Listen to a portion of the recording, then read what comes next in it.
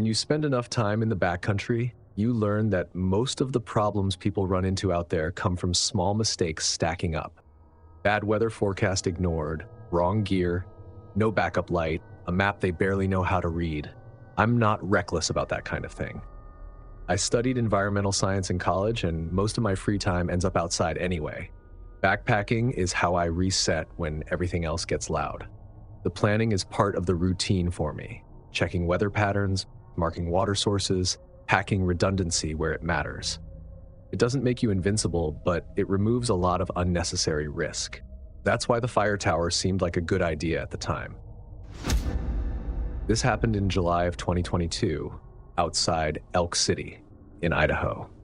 That part of the state has huge stretches of forest where the trails thin out fast the farther you go. Old logging roads, ridge lines, and occasionally structures that were built decades ago for fire lookouts and then abandoned when the systems changed. Some of those towers are still standing. I had seen this one marked on an old topographic map before the trip. It wasn't listed as an official lookout anymore, just a square icon that suggested there had once been something there. I wasn't counting on it being usable. Most abandoned towers collapse or get removed, but if it was still standing, it could give me a dry place to sit out a storm. The weather forecast had been stable all week until the afternoon before I left. A slow-moving system was pushing in from the west. Nothing severe, just steady rain and wind through the higher elevations. That kind of weather isn't dangerous if you're prepared. It just makes everything uncomfortable. I hiked in early that morning with a full pack and a plan to reach the ridge before evening. The trail started as a wide dirt road, but narrowed quickly into a faint path through thick pine. By midday, the forest had that deep quiet you get when there's no traffic noise anywhere within miles. I stopped around noon near a creek crossing, filtered water, and checked my map again. The tower should have been less than 2 miles ahead, up a gradual climb along the ridge. The clouds were already building by the time I reached it. The tower appeared through the trees gradually, like a shape your brain has to confirm a few times before it believes it. 4 tall wooden legs anchored into concrete footings rising above the tree line. The lookout cabin that would have sat at the top decades ago was gone, but the platform and railings were still there. The ladder ran up one side, broken into sections with small resting platforms every 20 feet or so. It looked old but stable. I walked around the base first before deciding anything. The ground was packed dirt with patches of gravel and pine needles. I didn't see any recent tire tracks or obvious trash. The wood of the supports had weathered gray, but the structure didn't feel fragile when I touched it. One detail caught my eye, though. Near one of the railings up top, something bright reflected in the light. When I climbed halfway up and looked closer, I saw it was a new zip tie securing a loose piece of metal mesh. It looked much newer than the rest of the tower. I assumed someone from the Forest Service had done a quick repair at some point, or maybe hikers had secured it to stop it rattling. It didn't bother me enough to reconsider using the platform. By then, the wind had picked up noticeably. The clouds overhead were thickening into the dull gray sheet that usually means rain is about an hour away. Sleeping on the ground that night would mean wet grass, insects, and possibly muddy runoff if the storm settled in. Sleeping on a dry platform 10 or 15 feet above the ground sounded much better. I climbed the rest of the ladder with my pack and stepped onto the top platform. From up there, you could see the forest stretching in every direction, ridge after ridge fading into blue distance. It was exactly the kind of quiet place I had hoped for. I dropped my pack, checked the railing, and sat down to eat something before the rain started. The first thing I noticed up there was a faint smell of smoke. Not fresh smoke, more like the lingering smell left behind after someone has had a small fire somewhere nearby earlier in the day. I stood and leaned over the railing, scanning the tree canopy. No visible smoke column, no flicker of flame. It might have been someone miles away burning brush or a campfire drifting through the trees. That happens sometimes when wind carries scent farther than you expect. I set up my sleeping pad and bag near the center of the platform where the railing would break the wind a little. By the time the first drops of rain started tapping against the wood, I was already inside my sleeping bag reading with my headlamp. The rain settled into a steady rhythm over the next hour. It wasn't heavy, but it was persistent enough that climbing down the ladder in the dark would have been slippery and unpleasant. I was glad I had chosen to stay up there. Around midnight, the rain slowed to a light drizzle. The forest below the tower went quiet in that deep way it does after rain passes through. No wind, no dripping branches, just the occasional distant movement of an animal somewhere out in the trees. I turned off my headlamp and lay back, looking up at the sky. The clouds were breaking apart slowly, revealing patches of stars. I must have dozed off because the next thing I remember was waking up to a metallic creak from somewhere below. It wasn't loud, just a short sound like wood shifting under weight. I stayed still for a moment, listening. The tower sometimes made small noises when the wind moved through it earlier in the evening. But this didn't sound like wind. I rolled slightly onto one elbow and looked toward the ladder opening. The forest below was dark, except for the faint glow of starlight. Then I saw the light. A narrow flashlight beam appeared on the ground beneath the tower.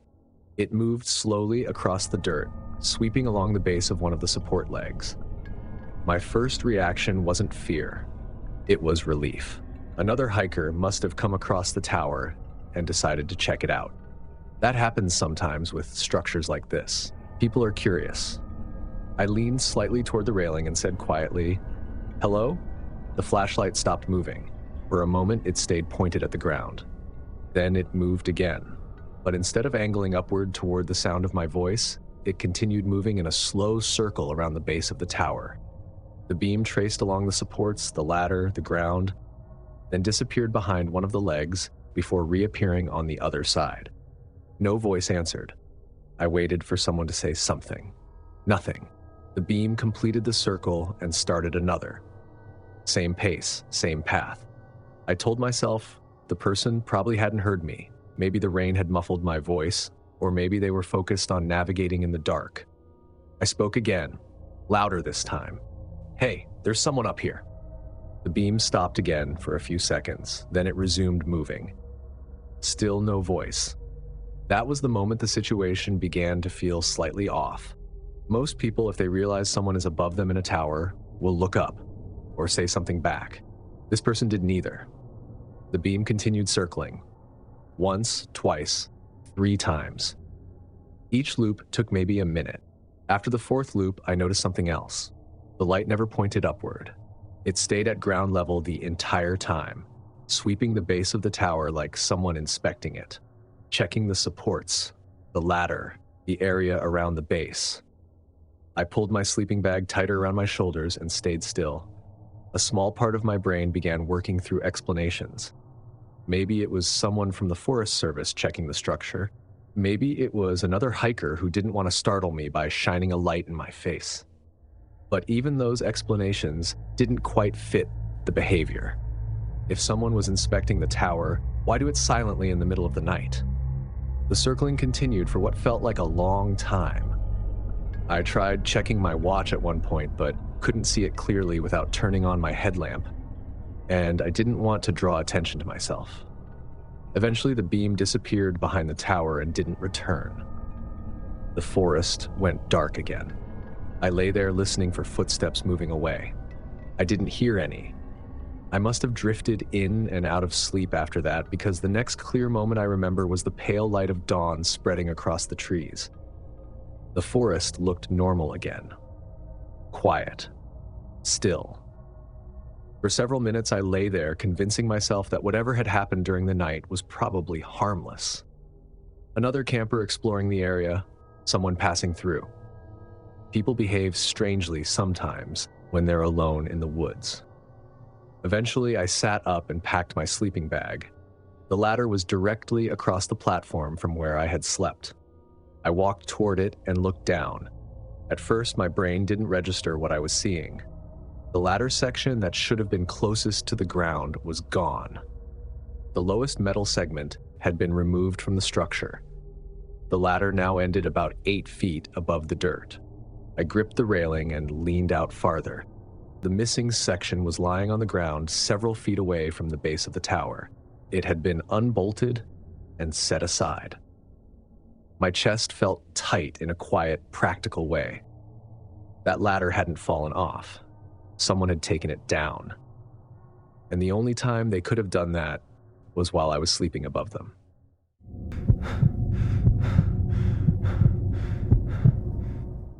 I run wilderness survival courses outside Flagstaff, Arizona.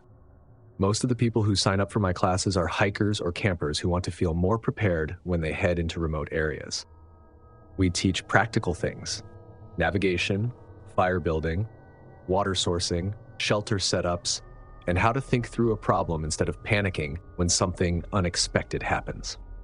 Part of that training involves solo overnight trips. You don't really understand how you react to isolation until you've spent time alone in the woods with no distractions.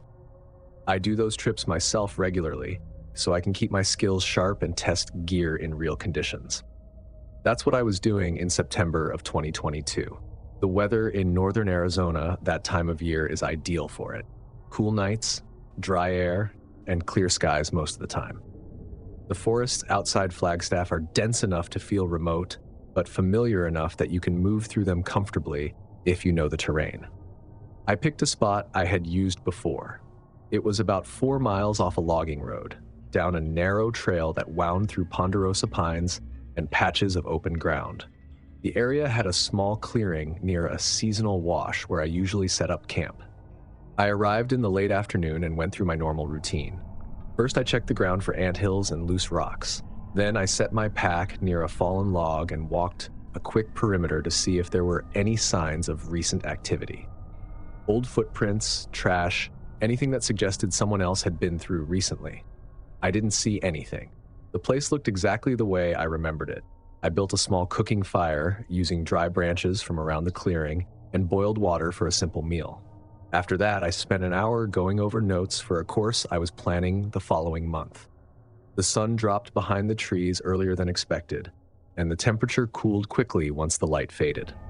By the time I finished cleaning up my gear and hanging my food bag, the forest had settled into that quiet nighttime rhythm. If you spend enough nights outdoors, you start to recognize the normal sounds: wind in the canopy, small animals moving through leaves, occasional distant calls from owls. When those sounds stay consistent, it usually means nothing unusual is happening nearby. I placed my camp knife in the usual spot before turning in. It's a habit I developed years ago. The knife sits in its sheath on the ground just to the right of where I sleep. That way I can reach it without fumbling if I need it quickly. It's not about expecting trouble, it's just a simple piece of preparedness. The knife itself isn't anything fancy. A fixed blade tool I've carried for years. I use it for everything from food prep to carving tent stakes. Because of that, I know exactly where it is at all times. That's why I noticed it immediately the next morning. I woke up shortly after sunrise. The air was cool enough that a thin mist hung in the low areas near the wash. I stretched, sat up, and reached toward the ground where the knife should have been. My hand closed on empty dirt. I looked down. The sheath was gone too. For a moment, I thought I had moved it the night before. That happens occasionally when I'm half asleep, setting something down and not remembering exactly where. I checked the other side of my sleeping pad. Nothing. I leaned forward and looked around the fire ring. Nothing there either. I stood up and started searching the immediate area carefully. The knife wasn't small. If it had fallen or been kicked aside, it would have been easy to spot among the pine needles and dirt. I circled the camp slowly. Under the log, near my pack, beside the fire pit, no knife. At that point, I paused and went through the logical possibilities. First, I never brought it. That didn't hold up because I clearly remembered using it to shave a piece of wood for kindling before bed. Second, I placed it somewhere else. Possible but unlikely. My routines are consistent enough that I rarely change them. Third, an animal carried it off. Animals do take things sometimes if they smell food residue, but a knife in a sheath isn't something most animals would bother with. I searched again, widening the circle around camp. Still nothing. It bothered me more than I expected. Not because I couldn't function without it. I had other tools in my pack. But the disappearance didn't fit any of the usual explanations. After about 20 minutes of searching, I stopped and forced myself to step back mentally. One of the things I teach students is that when something small goes wrong in the field, you don't let it spiral into a bigger distraction. You reassess and move on. I decided the knife would turn up eventually. Maybe I had kicked it farther than I realized during the night. I packed up the camp slowly and began hiking toward a ridge about half a mile away where I planned to do some navigation exercises. The trail leading there was narrow but easy to follow. The morning sun filtered through the trees, lighting patches of the forest floor in long strips of gold. For the first few minutes of walking, I was mostly focused on scanning the ground ahead out of habit. That's when I saw the knife. It was about 30 yards down the trail, stuck upright in the dirt. For a second, my brain didn't process it correctly. It looked almost like someone had planted a small metal flag in the ground. As I got closer, the details became clear. The handle was angled slightly toward me. The blade was buried about 2 inches into the soil. My sheath was wrapped around the base. I stopped walking. The forest around me was silent in the same way it had been all morning. No footsteps behind me, no movement in the trees. I approached the knife slowly and crouched down. The blade was clean. There was no dirt smeared along the handle like it had been dropped or kicked into place. It looked like someone had pressed it carefully into the ground. The orientation made something else obvious. The tip of the blade was pointing back toward the direction of my campsite. I stood there for a moment, trying to think through the logistics. The knife had been beside me while I slept. Then it disappeared. Then it appeared on the trail ahead of me. Not randomly placed, but positioned upright in a way that suggested someone expected me to find it, which meant someone had been close enough to my camp during the night to take it, and close enough to the trail that morning to put it back before I arrived. I pulled the knife out of the dirt and examined it. The edge was still sharp. No scratches, no damage. I wiped the blade on my pant leg and slid it back into the sheath. Then I stood there listening again. The forest remained quiet. It's difficult to describe the feeling that followed. It wasn't panic, more like a shift in the way my brain evaluated the environment. Up until that moment, the woods had felt empty. Now they felt occupied. I looked back down the trail toward the direction of my camp. Nothing moved between the trees. If someone had placed the knife there, they had done it without leaving obvious tracks. The ground in that area was mostly pine needles and dry soil, which doesn't hold footprints well unless the soil is damp. I scanned the tree line on both sides of the trail. Still nothing. Part of me considered continuing with my planned route. But another part of me, the part that teaches people not to ignore signs, recognized that the situation had changed. Someone had interacted with my gear while I was asleep. Then they had arranged the knife where I would find it. That wasn't random. That was communication.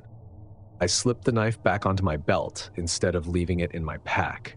Then I turned around and walked back toward my campsite. The clearing looked exactly the way I had left it earlier. No visible disturbance. My fire ring was cold. My pack had been zipped shut. If someone had been there recently, they hadn't touched anything else. I did one more slow circuit of the area. No footprints, no broken branches, no cigarette butts or wrappers, just the same quiet forest I had arrived in the day before. Eventually, I repacked my gear and started hiking out. Not running, not rushing, just moving with more awareness than before. Every few minutes, I would stop and listen. The woods remained still. I didn't see another person the entire hike back to the logging road. When I reached my truck, I sat there for a few minutes with the engine off. I turned the knife over in my hand again. It looked exactly the way it always had, but the fact that someone had taken it and then decided when to return it kept replaying in my head. It changed the way I thought about the previous night. The moment when I had been asleep beside the fire, the quiet of the forest, the assumption that no one else was nearby. All of that had been wrong. Whoever placed that knife in the trail had been close enough to watch me without being noticed, and they had chosen not to reveal themselves. I still teach wilderness courses. I still spend nights alone in the forest. But when students ask me why it's important to stay aware of small details in the backcountry, I sometimes think about that knife standing upright in the dirt, because preparation helps with a lot of things. but it doesn't account for someone deciding they want you to know they were there.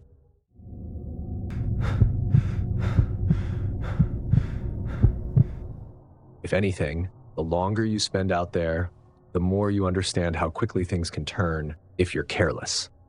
But you also learn the patterns. You know what a real campfire looks like through trees. You know what animals sound like at night.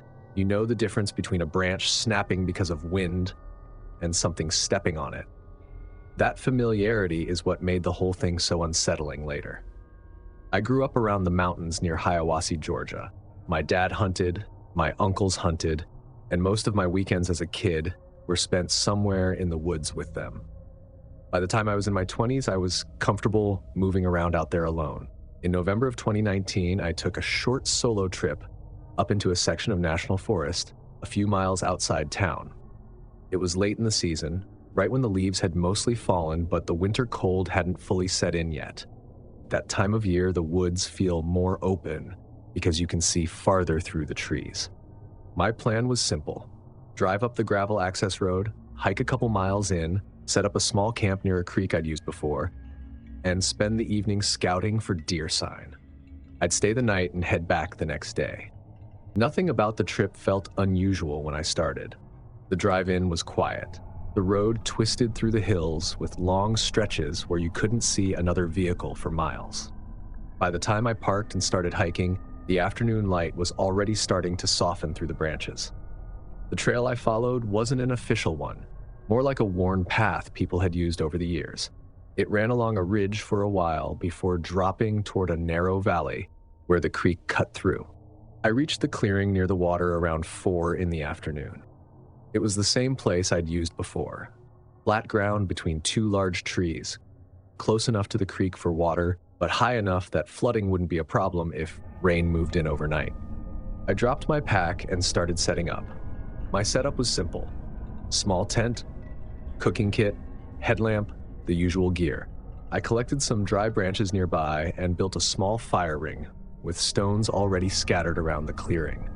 Within half an hour, I had everything arranged the way I liked it. The fire crackled quietly while I heated up a simple meal.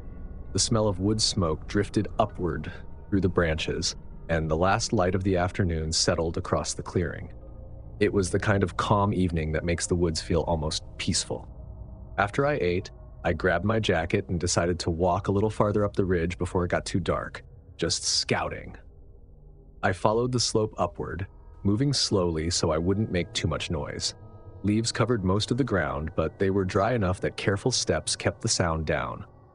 The forest had that late autumn smell to it: damp earth, fallen leaves, and the faint scent of pine. I had walked maybe 15 minutes away from my camp when I saw the glow. At first, I thought it was just sunlight catching on something. But the color was wrong. It had that orange flicker that only comes from fire. I stopped and looked more carefully through the trees. About 100 yards ahead, deeper between the trunks, a steady glow lit the forest floor. A campfire. That wasn't strange on its own. Plenty of people camp in that area during hunting season. But the location was odd. There weren't any established campsites where that glow was coming from. No clearings that I knew of, at least. Still, someone could have just picked a spot and built a fire. I stood there for a moment listening. Normally, when you get close to someone else's camp, you hear something besides the fire. Voices, gear moving around, maybe a radio playing softly. This time there was nothing, just the faint flicker of orange light. I stepped off the faint trail and started moving toward it. I wasn't sneaking exactly, but I kept my steps careful out of habit. As I got closer, the glow became brighter between the trees. The flicker looked exactly like a normal fire, the way flames move when they're burning through small branches. I remember thinking it might be another hunter. If it was, I'd say hello and move along so I didn't disturb them. When I was about 30 yards away, I called out, "Hey there." No answer. The glow continued flickering the same way. I took a few more steps forward. The ground there dipped slightly into a small hollow between trees. When I stepped down into it, the view opened up enough that I should have been able to see the fire directly. Instead, the light disappeared. Not faded, disappeared. The forest in front of me was dark. I stopped walking. For a moment, I wondered if I had just moved behind a tree or something that blocked my line of sight. I took 2 steps to the side. Still nothing. No glow. No fire. I moved forward to the spot where the light should have been. The ground there was covered with leaves like the rest of the forest. No ash. No burned branches. No smoke. I crouched down and brushed a few leaves aside with my hand. The dirt underneath was cold and undisturbed. If a fire had been there recently, even for a few minutes, there would have been signs. Burn marks. Warm soil. Something. There was nothing. I stood there, turning slowly in a circle. The trees around me looked exactly the same as when I arrived. Just trunks, fallen leaves, and fading daylight. I waited another minute, listening. The woods were quiet. Eventually, I told myself I must have misjudged the distance or angle. Maybe the fire was farther away than it looked through the trees. Light can play tricks in the woods, especially near sunset. I climbed back up the small rise and scanned the area again. No glow anywhere. By then, the sky was darkening enough that I didn't want to wander farther from camp, trying to solve the mystery. I turned around and started heading back toward the clearing. The walk back felt longer than the walk out. The forest had shifted into evening mode. The temperature dropped quickly once the sun disappeared behind the hills. When I reached the clearing, my fire was still burning low in the ring where I'd left it, but something else caught my attention immediately. My backpack was open. I had zipped it closed before leaving. Not just loosely closed, fully zipped. Now the top flap was folded back, and one of the side pockets hung open.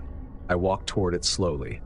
The firelight flickered across the ground as I knelt beside the pack. At first glance, nothing looked stolen. My water bottle was still there. My extra jacket was still rolled up at the bottom. But several items had been moved. My small cooking pot had been taken out and placed beside the pack. The bag of trail mix I kept near the top had been moved into the outer pocket, and my headlamp was sitting on the ground a few feet away, not scattered, placed. That detail bothered me more than if the gear had been dumped out. It looked like someone had taken the time to examine things and then arrange them again. I stood up and scanned the edge of the clearing. The trees were dark now. Whatever light had been left in the sky had faded into a dull gray through the branches. I listened for movement. Nothing. My heart was beating faster than it had earlier, but I kept my breathing steady. I've been around animals enough to know what animal disturbance looks like. Animals don't unzip backpacks. They tear things open. They drag food away. They leave obvious signs. This looked like someone had calmly gone through my gear. Then I saw the bandana. It was tied to one of the trees at the edge of the clearing. Bright red fabric against dark bark. I walked over and looked closer. It was my bandana. I had packed it earlier that day in the outer pocket of my bag. Now it was tied neatly around the trunk of the tree facing my tent.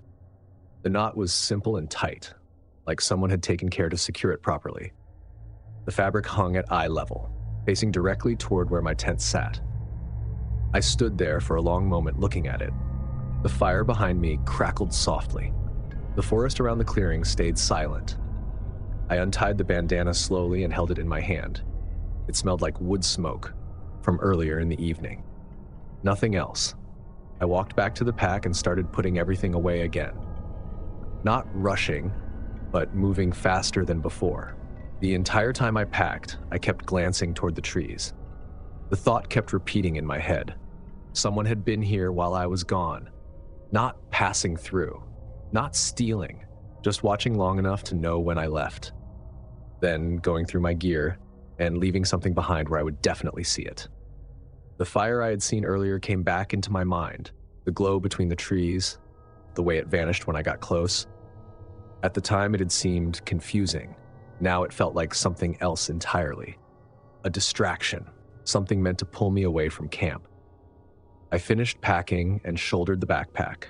The smart decision would have been to stay the night and leave in the morning.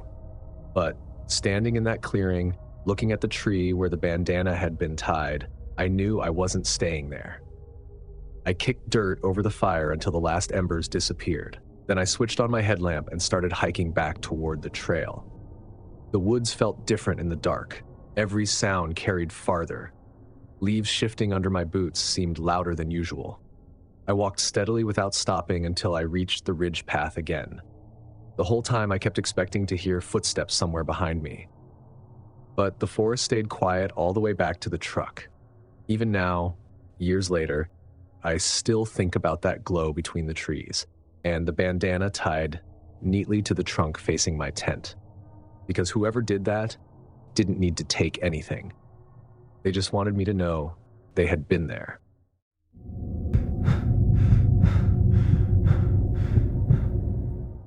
Camping has been something I've done regularly for years. Not survivalist level trips, but plenty of nights in remote areas. Enough that I'm comfortable being far from roads and cell service. In August of 2021, 2 friends and I planned a weekend trip outside Bend, Oregon.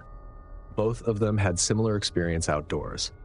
One of them had done long-distance backpacking trips in Washington, and the other had grown up camping with family every summer. None of us were new to it. The plan was simple. Drive out Friday afternoon, hike a couple miles off a Forest Service road, set up camp near a small lake we'd seen marked on a map, and spend the weekend hiking around the area. The first part of the trip went exactly as expected. The road into the forest was dusty and narrow, but easy to follow. After parking near the trailhead, we shouldered our packs and started walking. The trail itself wasn't heavily used. It wound through tall pines with long stretches where the ground was covered in soft needles instead of dirt. The air smelled like sun-warmed sap and dry earth. We hiked for about an hour before reaching the lake. It was smaller than it had looked on the map, more like a wide pond surrounded by trees. But it was quiet and flat enough to make a good campsite. We picked a spot about 50 yards from the water and started setting up. One person collected firewood while the other 2 set up tents. Within half an hour, we had a small fire going and our gear laid out the way we liked it. The evening passed the way camping evenings usually do. We cooked a simple meal, sat around the fire talking, and watched the light fade through the trees. By the time the sky turned dark, the temperature had cooled enough that we pulled our jackets tighter and added a few more branches to the fire. At some point during the conversation, one of my friends stood up and stretched. "I'm going to walk around a little," he said. Not unusual. When you've been sitting for a while, it's nice to move around. He grabbed a headlamp and wandered off toward the edge of the trees. A few minutes later, he called quietly back toward us. "Hey, come look at this." The tone of his voice wasn't alarmed, but it had that curious edge to it. The other friend and I stood up and walked over. He was standing near a narrow path that seemed to lead deeper into the forest. "What is it?" I asked. He pointed down the path. "There's another campsite back there," he said. That wasn't surprising. Plenty of people wander off trail to find quieter spots. We followed the path for maybe 30 yards until the trees opened into a small clearing. That's where we saw it, a campsite, but not the kind most campers leave behind. The ground had several blankets laid out flat across the dirt.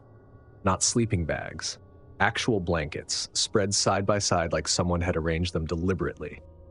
Next to them was a neat stack of empty cans, not tossed into a pile the way people usually leave trash, stacked carefully. There was no tent, no backpack, no cooler, no lantern, just the blankets and the cans. I stepped forward slowly, scanning the clearing. "Hello?" I called. No answer. The forest around us stayed quiet. One of my friends walked around the edge of the clearing. "Maybe someone stepped away," he said. That seemed like the most reasonable explanation. People wander off from camp to collect firewood or use the bathroom all the time. Still, something about the setup felt strange. The blankets were arranged in a way that didn't look temporary, more like they had been placed there intentionally and left that way for a while. And the cans were stacked in a way that felt deliberate. I crouched near them and counted without touching, at least a dozen, all empty, all clean enough that they hadn't been sitting out for months. I stood up and looked at the others. "You think someone lives here?" I asked quietly. "Maybe," one of them said, "like someone camping out long term." That thought made the situation feel different. It's one thing to stumble across another group of hikers. It's another thing to realize you might have wandered into someone's living space. We waited another minute.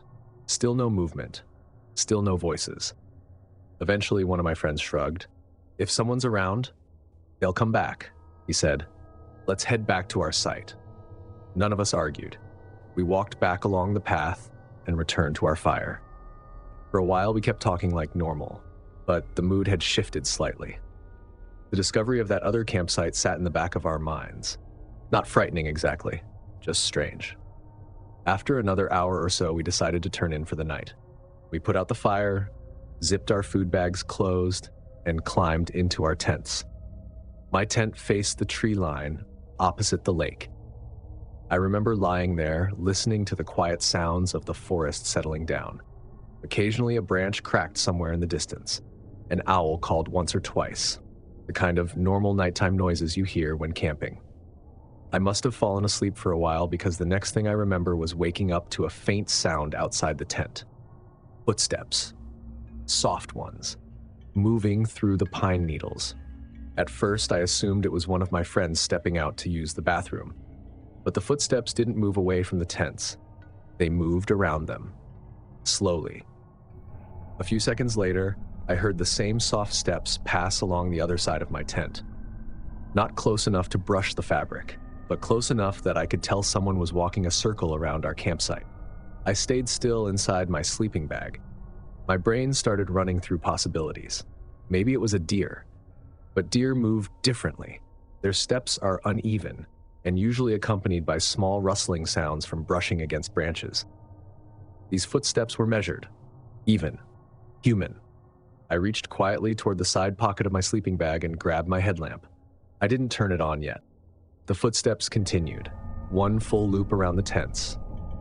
Then they stopped. For a moment, there was nothing. Then the steps started again. Another slow circle. The person never spoke, never came close enough to touch the tents. Just walked the perimeter.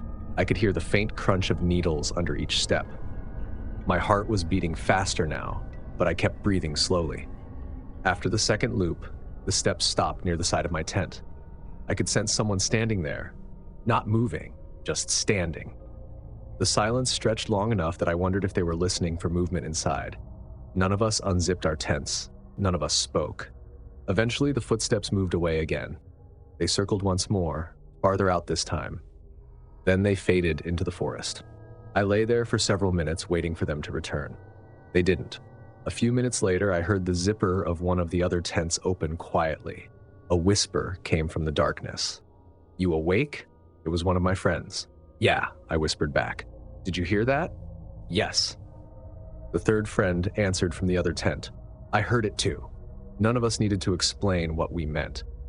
We all knew someone had been walking around the campsite. We decided not to stay there until morning. Instead, we packed as quietly as possible in the dark. Sleeping bags stuffed quickly, packs zipped, headlamps kept dim so the light wouldn't carry too far through the trees. Within 10 minutes, we were walking back toward the trail. No one spoke until we were a good distance from the lake. Even then, the conversation stayed short. "Think it was someone from that other camp?" one of them asked. "Probably," another answered. But the way the footsteps had moved around our tents kept replaying in my mind. Slow, measured, watching. Whoever it was hadn't tried to approach us directly. They had just circled, like they were checking something. Even now, when I think about that night, the part that stays with me the most isn't the footsteps themselves. It's the campsite we found earlier.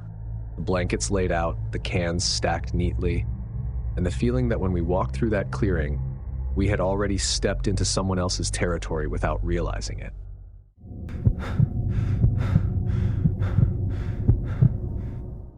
If you're working toward a ranger job, people assume you understand trails, closures, weather, and what belongs in a place and what doesn't. Even when you're still training, you're expected to move through the woods like you have a plan. That was the headspace I was in during my ranger trainee period near Asheville in May of 2024. Most of my assignments were routine. Fence checks, signage, reporting down trees, keeping an eye on areas that get heavy weekend use. It wasn't glamorous, but I liked it. I liked having a job where good work meant noticing small details and documenting them properly. One of the areas I was assigned to that month included an older ranger cabin that had been closed for years. It wasn't a visitor cabin, and it wasn't a rental. It had been used decades ago as a seasonal station, then mothballed when the district reorganized. The building still stood, because taking it down would cost money and effort, and it wasn't close enough to a main road to be a constant problem. My supervisor's instructions were clear. Check the exterior condition, make sure the closure signage was intact, and make note of any new damage or signs that someone had been messing with it. Don't go inside, she told me. If the door is compromised, you document it and we handle it as a separate issue. I remember nodding like it was obvious. I wasn't out there to play explorer. I had a checklist, and I intended to stick to it. The trail to the cabin wasn't long, but it was remote enough that you didn't stumble onto it by accident. It was off a spur path that most hikers never take because it doesn't lead to a waterfall or a viewpoint. It led to an old structure and then stopped. That day was warm for May. The woods were green in a way that made everything feel alive. You could hear insects in the brush and birds moving around overhead. The ground was dry, and my boots made that soft crunch sound on old leaves. I carried my normal gear: radio, first aid kit, headlamp, water, a small notebook, and a backup battery. Not because I expected trouble, because that's what you do when you're working alone in a district where cell service is inconsistent. When I reached the cabin, the first thing I did was walk the perimeter like I'd been trained. The building was small, single story, with a shallow porch and 2 front windows that had been boarded from the inside. The roofline sagged slightly at one corner, but it didn't look like it was about to collapse. The closure sign was still there on the front door, a standard notice, laminated and stapled to a board. The door itself looked intact. I checked the frame. I checked the lock hardware. No obvious pry marks. Then I walked around back. The rear wall had a small window near the ground that looked like it once ventilated a crawl space. It was covered with a metal grate and screws. I ran my fingers over the grate out of habit, checking if it was loose. It wasn't. I kept moving, doing what I came to do. That's when I noticed the footprints. Not big, clear boot prints like in mud, more like pressed leaf litter where someone had walked recently enough that the leaves hadn't fully settled back. They weren't all over the place, just a subtle line around one side of the cabin leading toward the front porch. People do wander around closed buildings. It's not unusual. Some people like taking pictures. Some people like snooping. Still, it was worth noting. I went back to the front door and checked it again. The deadbolt was engaged. I tested the knob. Solid. I should have stopped there, taken my notes, and headed back out. But as I stood on the porch, I noticed something through a narrow gap between the door and the frame. Not a view into the cabin, just a sliver of interior darkness. And in that sliver, I saw fabric. Not dusty old curtains or cobwebs, something synthetic and modern looking like nylon. It caught my attention because this cabin was supposed to be empty. I leaned closer and tried to angle my eye, but the gap didn't give much. Just a hint of color inside. I stood there for a moment, running through my options. My instructions were not to go inside. At the same time, if someone had gotten in and left personal belongings, that wasn't something to ignore. If the place was being used, we needed to know. I radioed my supervisor. The call went through, but her response was choppy and delayed. I tried again. Same problem. I checked my phone out of habit, no signal. The cabin sat in one of those pockets where the terrain blocks everything. You learn quickly which sections of the district are like that. I stared at the door again and made a decision I told myself was still within the rules. I wasn't going to explore the cabin. I was going to open it just enough to confirm whether it had been compromised, take a quick photo, and shut it again. I had a key ring for various gates and outbuildings. It included this cabin. Most trainees didn't carry keys yet, but I'd been assigned a set because I was doing solo checks, and my supervisor trusted me to follow protocol. I unlocked the deadbolt and pulled the door open a few inches. The smell inside hit first. Not rot or animal waste like you might expect. It smelled stale, but underneath it there was something that didn't belong. human body odor mixed with something like cheap soap. I opened the door wider and stopped on the threshold. The interior was dim, but not pitch black. Light leaked in through the cracks around boarded windows. The room was mostly empty. A metal desk pushed against one wall, a couple of old chairs stacked, dust across the floor, and in the middle of the room, near where a wood stove used to be, there was a sleeping bag. Not a sleeping bag someone forgot 10 years ago. A modern sleeping bag, dark blue, laid out as if someone had just crawled out of it. It wasn't neatly rolled. It was partially unzipped, the way you leave it when you're getting up and expect to return. Next to it was a plastic grocery bag with something inside that looked like packaged food. I didn't step in. I stood on the porch with the door open and my hand on the knob, watching the sleeping bag like it might move. There were no visible footprints in the dust leading to it. That part bothered me because it meant whoever had been inside either moved carefully or the dust wasn't as thick as it looked. I took a photo from the doorway, then another, closer, without leaning in much. I backed up, shut the door, and locked it. Then I tried my radio again. I moved away from the cabin and walked toward a slight rise, holding the radio up like it would help. This time I got through. I told my supervisor what I'd found. A pause. Then her voice came through clearer. "Did you go inside?" "No," I said. I opened the door enough to see. There's a sleeping bag on the floor. Looks recent. Food bag next to it. "Lock it back," she said. "Already did." "Good. Get back to the truck," she said. "Don't stay there." "I'm about 40 minutes out," I said. "Head back now," she repeated. "We'll log it and send someone out." I should have done exactly that, but I didn't. This is the part that makes me sound like an idiot, and I've replayed it enough times to know how it looks from the outside. The reason I didn't leave immediately was simple: weather. As I started walking back, the sky shifted quickly. What had been bright and warm became overcast in a way that didn't match the forecast I'd checked that morning. The wind picked up through the canopy.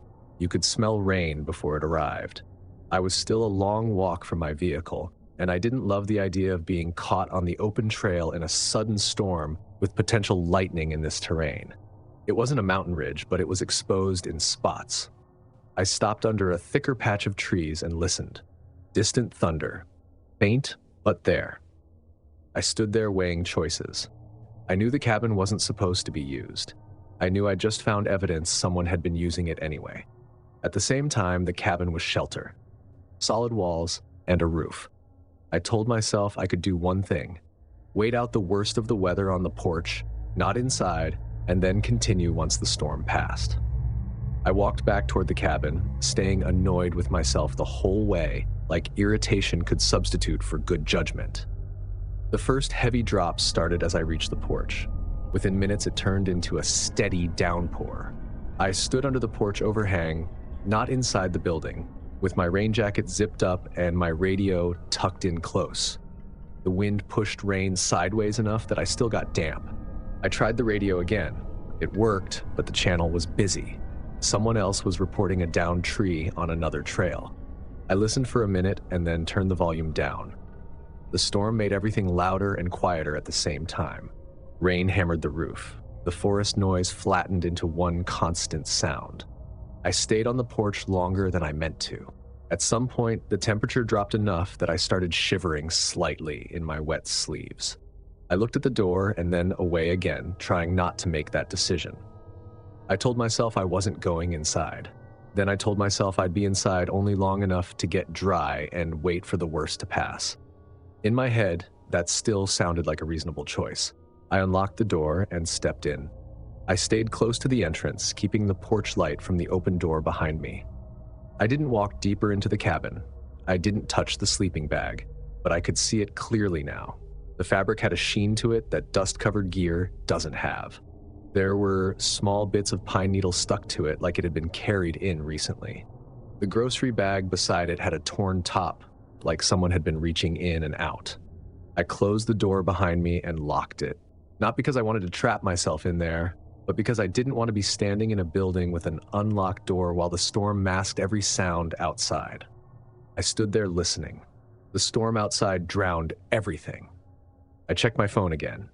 Still no signal. The cabin felt colder than I expected. no insulation, no heat source, just damp wood and stale air. I kept my headlamp in my hand but didn't turn it on. I didn't want the bright spot of light announcing movement through the cracks in the boarded windows. I sat down in one of the old chairs near the door, keeping the sleeping bag in my peripheral vision. I set my pack on my lap. The idea of someone using that cabin didn't automatically mean they were nearby. People leave things behind. People stash gear. People do dumb stuff. I repeated that to myself as the storm went on. Eventually, the rain eased. The sound changed from heavy impact to lighter dripping. When it got quiet enough, I heard something else. A sound close to the cabin wall. Not scratching. Not footsteps. Breathing. Slow, steady breathing just on the other side of the wall near where I was sitting. It wasn't loud, but it was clear enough that I didn't have to guess what it was. I held still, listening. The breathing continued. It stayed in the same place, as if whoever was outside wasn't moving along the wall, just standing there. My first thought was that it could be an animal. Then I realized how wrong that sounded. Animals don't breathe like that against a wall. You don't hear a deer or a bear standing still with its face near the boards. I shifted slightly in the chair, trying to do it quietly. The breathing stopped. I stayed still. A few seconds passed, then it started again. Closer, like the person outside had leaned in. I didn't speak. I didn't turn on my headlamp. I reached for my radio slowly. My fingers fumbled the button because my hands were damp and my grip wasn't as steady as I wanted it to be. I pressed transmit. Static. I tried again, turning the radio slightly like changing the angle would help. More static. The cabin sat in a dead zone. I already knew that. I just didn't want to accept it at that moment. The breathing continued. I stared at the door and then at the sleeping bag. The simplest explanation was also the one I didn't want to think about. The sleeping bag belonged to the person outside, which meant they had been in that cabin recently enough that it still mattered to them, and they were close enough now to stand against the wall and listen. I stood up slowly from the chair. The wooden floor creaked under my weight. The breathing stopped again immediately. That reaction told me I wasn't imagining it. I moved toward the door as quietly as I could manage, keeping my hand near the deadbolt. I didn't unlock it. I didn't open it. I just stood there, listening hard enough that it felt like my ears hurt. Outside, the forest was quiet after the storm. Dripping branches, distant insects, but no wind now. Then I heard a soft sound near the porch, a shift of weight on wood.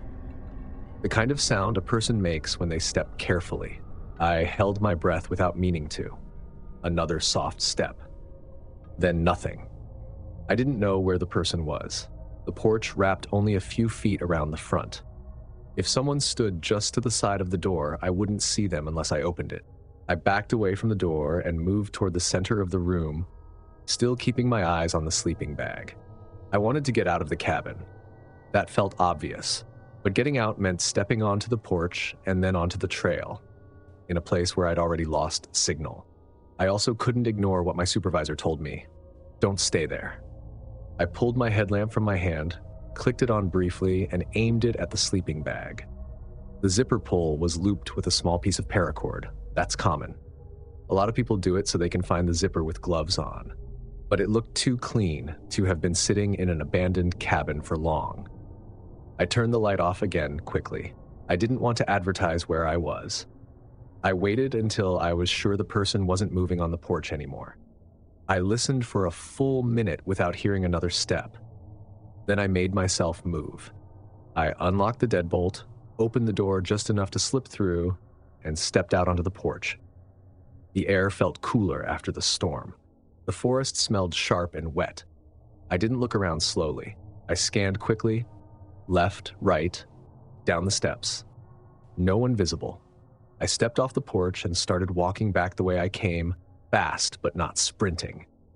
I kept my head down, watching the trail for slick spots, but I also kept listening behind me. I didn't hear footsteps following. That didn't mean anything. The ground was soft now, and sound didn't carry the same way. I kept moving until I reached the rise where my radio had worked earlier. I keyed the mic and tried again. This time, I got through. My voice sounded tighter than I meant it to, but it was clear enough. I told my supervisor I was leaving the cabin area, that someone was nearby, and that I needed someone to meet me at the trailhead. She told me to keep moving and stay on the line as much as possible. The rest of the hike back felt longer than it should have. The trail looked the same as it had earlier, but my attention stayed locked on every bend and every patch of thicker brush. When I finally reached the truck, my supervisor's vehicle was already there. She hadn't waited for a second report. She had driven out as soon as she got my call. I climbed into my truck and locked the door, then sat there watching the trailhead. A second ranger arrived a few minutes later. They asked me what I saw and heard, and I told them exactly, without trying to make it dramatic. The sleeping bag, the food bag, the breathing against the wall, the steps on the porch. They went back in as a team, not alone. I didn't go with them. I stayed at the trailhead, drinking water and trying to settle my breathing back into something normal. They returned later, and the first thing they said was, "The sleeping bag is gone." I asked if they were sure they were at the right cabin. They were sure. They told me the cabin was empty. No sleeping bag, no grocery bag, no obvious new trash. The door was still locked when they arrived, which meant either it had been locked behind someone, or whoever removed the sleeping bag locked it again afterward. They walked the perimeter and found disturbed ground near the side wall where the bushes were thicker, but nothing that proved a direction of travel. No person found. No clear tracks once they got beyond the immediate area. We filed reports. We documented it. The next week, the district made a plan to secure the cabin more aggressively. Metal plates, additional locks, possibly removing the interior ladder access if there was any. They also told trainees not to do solo checks in that section until further notice. I went back to regular trail work after that. The cabin stayed on my map, but it changed categories in my mind. It stopped being old structure I have to check and became place someone is using. And the part that bothered me most wasn't that someone had been sleeping there. It was how quickly the evidence disappeared, like the person using it had been close enough to hear us coming and had plenty of time to clean up before anyone else arrived. Out in the woods, you're exposed. No walls, no doors, no locks. And if that tension stayed with you, smash that like button, hit subscribe so you never miss the next nightmare, and tell us which encounter would have made you leave immediately. But if you think walls automatically make you safer, you might want to see what happens next. Click now to watch 4 disturbing home invasion horror stories, because sometimes the danger already knows the way inside. Thanks for watching. Stay alert, stay safe, and I'll see you in the next nightmare.